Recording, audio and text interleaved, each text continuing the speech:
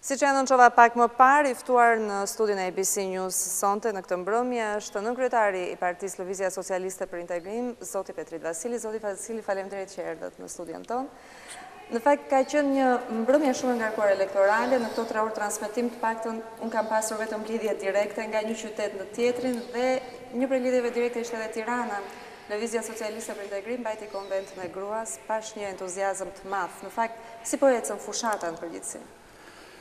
Besoj që vetë konventa sot me grave të Lëvizjes Socialiste për Integrim, mbase është edhe shëmbulltyra e asaj që po përjeton LSI-ja në këto javë të fushatës, po së themi ditë sepse kanë disa javë që fushata është intensifikuar, dhe besoj jo thjesht dhe vetëm entuziazmi, i cili ishte i qartë dhe emblematik, por besoj që edhe përmbajtja që u demonstrua, qoftë në fjalën e gjithë kandidateve, që do të veçoja kishte një përmbajtje të vërtet dhe cilësi politike të veçantë, por sigurisht edhe sinteza politike që ishte në fjalën e zotit Meta, ku kishte shumë racionalizëm dhe qartësi, njëkohësisht dhe gjaftësi të madhe, gjë që i nevojitet kaq shumë, jo vetëm fushatës, po dhe të ardhmes vendit, sepse shpeshherë tonet e eksituara që dëgjojmë, patetizmat pa fund dhe pa mas, të cilat e kanë kaluar pragun e arsyes, sigurisht të vënë vështirësi të madhe dëgjuesin dhe elektoratin në përgjithësi, kështu që do ta veçoje që fjala e zotit Meta kishte vërtet atë mënyrë të foluri, ato mesazhe dhe atë qartësi që vërtet i duhet zgjedhë si shqiptar i cili duhet vendos për të nesërmen e tij. Në qoftë se flisni për këtë qartësi, këtë gjaktësi që i duhet në fushat, a do të jetë kjo qartësi dhe gjaktësi nesër ku mund të ketë një përballje Meta Rama për postin e kryeministrit nëse Aleanca ku ju merrni pjesë fiton? Besoj që miqësisht po them këtë gjë, besoj që ky është një argument që jetoi ditët e tija. Sigurisht ishte një çështje mediatike, nuk ishte një çështje politike. Nuk ishte një të tillë. Po, në një prej mitingeve të fushatës elektorale. Nuk është thënë asgjë. Në një miting fushatës elektorale, njëri prej kandidatëve tanë, i cili me shumë qetësi dhe besoj dhe me shumë njëkohësisht edhe me entuziazëm që fushata të jetë, bëri një deklarim dëshirë personale dhe cili do të ishte ai që në një 3 parti të rëndësishme të vendit që hyn në garë, në fundit mos kishte dëshirën që dikur, në një moment caktuar, të kishte kryetarin e Lëvizjes Socialiste për Integrim, i cili ka qenë kryeministri i vendit, nuk është një ngjarje kjo. Ngjarje sigurisht është për ata që nuk kanë qenë asnjëherë. Përveç të tjerave, u dha dhe i entuziazmit të masës, i dha dhe një ton të ri, një tonalitet të ri. Sigurisht besoj që media, më tepër ajo e anshme politike kuptohet, u përpoq ta përdorte majtas e djathtas për të stisur një argument jashtë argumentit, por çështja kryesore është kjo.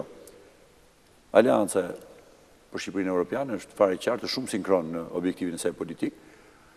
Besoj që tendenca dhe kundërshtarëve për të shpërqendruar aksionin politik sigurisht ishte një, po e quajmë tentativë. Moment caktuar kishte elemente foshnjarake, konsumoheshin miliona fjalë për një çështje që nuk ishte çështje, për një argument që s'ishte argument, për një ngjarje që s'ishte ngjarje, dhe në fundit jemi sot shumë përqendruar, sikurse e përcollet në ditën elektorale edhe të LSI-s, ku argumenti kryesor është ndryshimi patjetër i qeverisjes së vendit, dhe jo vetëm ndryshimi i qeverisjes së vendit, por dhe marrja e përgjegjësive të artikuluar qartë, sepse prandaj në krye të herës thash që fjala e zotit Meta ishte shumë e rëndësishme për racionalizmin dhe për orientimin e qartë që jepte. Pra, jo thjesht të marrim qeverisjen, po të dim. Mendoni që do të ketë një përballje Meta Rama? Në opinionin tuaj, po jo? Besoj që analistët do vazhdojnë të përballen me njëri tjetrin, po jo Meta me Ramën. Dakord. Jeni i pari në listën e qarkut Fierit. Si po ecën fushata? Si e ndjeni ju LSI në Fier? Besoj që si ritëm, si temë dhe si optimizëm është e njëjtë me atë që konventa e grave sot përcolli, pra do të thotë përjetohet ky moment. Ka një klimë dhe një mbështetje që mund ta them pa rezervë, nuk ka pasur ndonjëherë në këtë dimension Lëvizja Socialiste për Integrim, ndonse Fieri ka qenë një nga do thosha momentet shumë të forta në territorin e Shqipërisë të LSI-s. Tradicionalisht kemi pasur një mbështetje të gjerë atje, që në fillimet tona kemi qenë atje. Ka një elektorat, thosha, exigjent, nuk është një elektorat si gjithë tjerët. Fieri, Lushnja, Mallakastra janë zona me një nivel urban të rritur, me një të kaluar të largët dhe të afërt shumë të pasur, historike, kulturore edhe ekonomike nëse doni, shumë e pasur me figura edhe politike dhe të botës së biznesit, pra është një realitet që kërkon ekzigjenca, nuk kërkon entuziazme elektorale pa vend, refuzohen të tilla entuziazme, kërkohet gjithmonë alternativa të qarta, pyetja kryesore është jo thjesht dhe vetëm fitore e zgjedhjeve, nuk e diskuton njëri qarkun e fjerit, fitoren e lehtësisë dhe fitoren e aleancës, bile ambicia është për një fitore shumë të thellë, e cila do të kompensonte edhe në një qark ku mbase aleanca nuk do kishte një rezultat të thellë, pra përjetohet kjo çështje. Dhe kryesorja është çdo të bëhet me qeverisjen, sepse me të drejtë e gjithë mundësia, potenca, çfarë bart me vete edhe në pikpamje ekonomiko-sociale ky qark, kërkon ekzigjenca të larta sepse është tërësisht i nën shfrytzuar në kuptimin e mirë të kësaj fjale, pra ka potenciale shumë të mëdha të cilat përdoren në minimumin e tyre. Pra, në një vend ku normalisht duhet të mbizotronte një jetesë e mirë, e paqme, ku papunësia dhe varfëria nuk duhet ishin bashkëshoqërueset e zakonshme, për i hir të gjithë këtyre potencialeve, përkundërzi ato vrehen dhe vrehen në mënyrë të thekshme. Kështu që në rastin konkret, ne kemi qenë shumë përqendruar dhe kemi ecur shumë fort me promovimin e programit tonë, sepse ka qenë me mira pyetjet për programin dhe ndryshe nga shumë zona tjera të Shqipërisë, interesi se çdo të bëhet konkretisht me qeverisjen, pra përgjithësisht si do të zhvillohen qeverisjen e ardhshme, është në sens shumë të fortë. Por sigurisht që përjetohet një optimizëm, punohet fort për një fitore të madhe në Fier. Qartë. Po flisnim për qarkun e Fierit, po flisnim për dinamikat e curinë e fushatës tuaj atje. Ndërkohë një kandidat i pavarur është Dritan Prifti në këtë qark. Ish antar i partisë tuaj dhe si e shihni përballjen? Besoj që nuk është një argument as serioz as për të marrë në konsiderat. Ai është kandidat i pavarur. Po, është i pavarur. Po. Nuk është i varur as nga kërkues. Si mund të keni përballje me një subjekt tjetër politik, është ai? Nuk është absolutisht as interesi, as koha jonë elektorale është vërtet shumë e çmueshme dhe mira njerëz me të cilët ne përballemi janë ky targeti ynë kryesor dhe në asnjë rast argumentet të cilat kanë rëndësi për rrezikuar nga votat që mund të marri?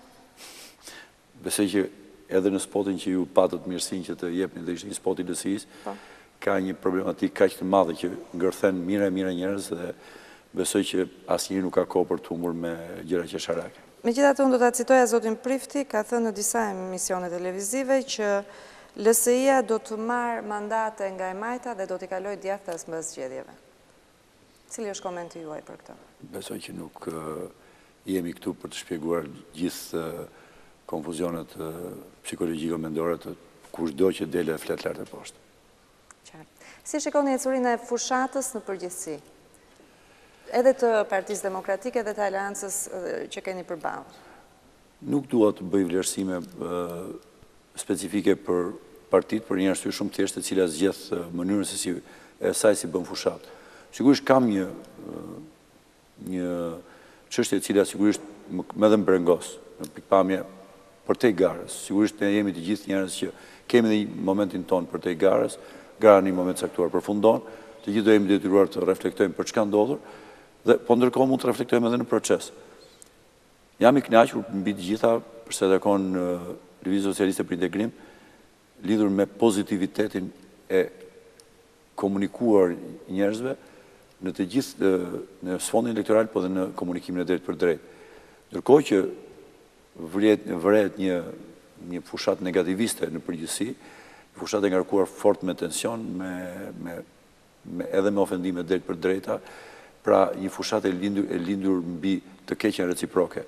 Besoj që kjo nuk është fushata që na duhet, dhe besoj që sot, mas 20 ca vjet, ku shqiptarët kanë konsumuar boll politik, sigurisht janë në një metaforikisht bombardim mediatik, ku në këtë bombardim mediatik atyre duhet të zgjedhin, dhe besoj që mas 20 ca vjetësh, ku në Shqipëri ka filluar të përvijojnë dhe shtresat caktuara shoqërore, të gjithë presin dhe duan me gjaftësi cilat do të jenë zgjedhjet e ardhshme.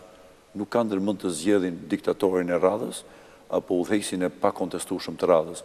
Kërkojnë cili do të jetë punëtori i radhës në krye të shtetit, nga i cili presin të mirat, presin favor dhe ku çdo familje do të presi përgjigje pozitive. Ndaj, ky negativizëm shumë i madh, besoj që është një hap mbrapa.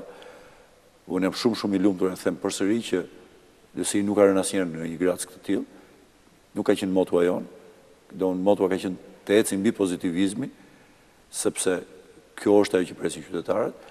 Dhe sigurisht asnjëri në mënyrë të veçantë mjaft mira familjet lodhura shqiptare nuk kërkojnë të shtojnë negativizmat brenda vetes tyre, kërkojnë ato mesazhe konkrete, të qarta, të vërteta që keni një program për punësimin në programin tuaj. Është plani për punësimin. Plani për punësimin. Si do ta bëni këtë? Ju keni qenë pjesë e kësaj qeverie që është ende e mazhorancës që është ende. Si do ta kryeni këtë me aleancën tjetër që keni krijuar? Problemi është ky që problemi i madh i punësimit për ne ka qenë një krye çështje prej kohësh. Nuk është që e marrim këtë çështje sot për herë të parë. Sot ne e kthyem në leitmotiv, e kthyem në emblemën tonë, dhe ju keni parë që edhe në spotin tonë, edhe në posterat tonë, dhe kudo kemi thënë voto punësimi. Pra, kemi individualizuar, pasi kemi bërë diagnozën shoqërisë shqiptare, që plaga dhe ajo që po gërryen themelin e shoqërisë familje, e cila krijon dhe tensionet të mëdha. Si do ta bëni konkretisht? Si do t'i hapni ato vende? Do mlini ta zhvilloj këtë ide sepse në një moment caktuar ne patëm mundësi të ndjekim edhe spotet publicitare të partive tjera, dhe unë mendoj që jemi në qeshje të natyrshme se pash që plot të tjerë po bëjnë garë të flasin për këtë gjë. Ndërkohë do të kujtoj se po në studion tuaj kam pasur mundësi të komentoj 2 vjet më parë kur bëj fushata për pushtetin vendor dhe ne kishim të gjithë spotet tona për punësimin e të rinjve. Ndërkohë që të tjerët bënin betejë politike. Që në atë kohë kishim konkluduar që kjo është çështja, kësaj duhet i punojmë fort. Për këtë duhet të kontribuojmë me gjithçka kemi. Sigurisht, qeveria e qeverisë nuk e zgjidhte problemin, nuk e mund ta zgjidhte problemin dhe nuk e zgjidhi. Dhe sigurisht në këtë sfond të ri, në këtë moment të ri politik, sepse zgjedhjet për pushtetin qendror janë në një moment të ri politik, e kemi artikuluar dhe kemi pagzuar që vepra jonë elektorale dhe vepra jonë qeverisë duhet përgjigjen ndaj punësimit. Në planin ton, ne kemi detajuar me 10 mekanizma të punësimit, duke u bazuar në radhë parë një ekspertizë të fortë teknike. Shumë ekspertë njohur shqiptar, por dhe të huaj, nga vende shumë zhvilluara të Europës, kanë zbërthyer dhe me detaje cilat janë sektorët ku mund të punësohet, sa mund të punësohet në mënyrë të saktë. Pra, nuk kemi thënë që 300.000 njerëz do punësohen në turizëm, po këto mundësi me këto incentiva krijon bujësia, këto krijon turizmi, pra detajuar dhe me mekanizmat që e stimulojnë këtë punësim. Pra, secili njeri që merr dhe mendon ta votojë LSI-n, ka përgjigje të qarta në planin ton, ku ne themi në mënyrë konkrete që këto nuk janë ëndra dhe mbas 4 vjetësh do të thoshin që menduam kaq, po nuk i bën dot, por janë realitetet të cilat realizohen me politika të qarta dhe të thjeshta. Pra nuk janë nga ato që do të mbeten dhe mbas 4 vjetë do të thuhet që kishim 300.000, po nuk bëm dot as 50.000, sepse specificiteti lejon realizimin e tyre në një mandat 4 vjeçar. Zoti Vasil, ju falenderoj shumë për intervistën në studion tonë. Ndërkohë, regjisi propozoi të na kalojnë në një tjetër hapësirë për të kaluar në një tjetër informacion.